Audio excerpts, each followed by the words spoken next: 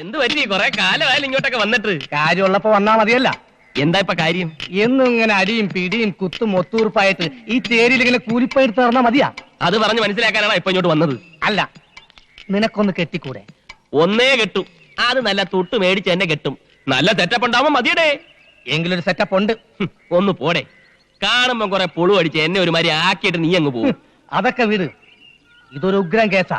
നിനക്ക് മാത്രമേ പറ്റൂ. അത്ര ഡീസന്റ് പാർട്ടിയാണ്. നീ എത്രയാ പ്രതീക്ഷിക്കുന്നത്? ഒരു 20-25,000 രൂപ. 25,000 രൂപ? കുറച്ചു കൂടി പോയി. നമുക്ക് സംസാരിച്ചുറപ്പിക്കാം.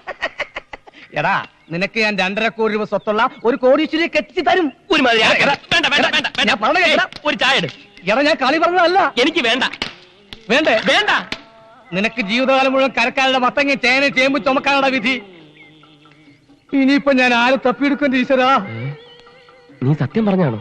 അതെ, എനിക്കും നിനക്കും കുറച്ച് ചിക്കിളി തരണ കേസാ. എഗ്രിമെന്റ് 50-50. പക്ഷേ ചെറിയ തരികിട കളിക്കണം. തരികിട എന്തായാലും ഈ കേസിൽ ഉണ്ടാവുമെന്നറിയാം. എന്താ തരികിട? അതൊക്കെ പറയാം മോനെ.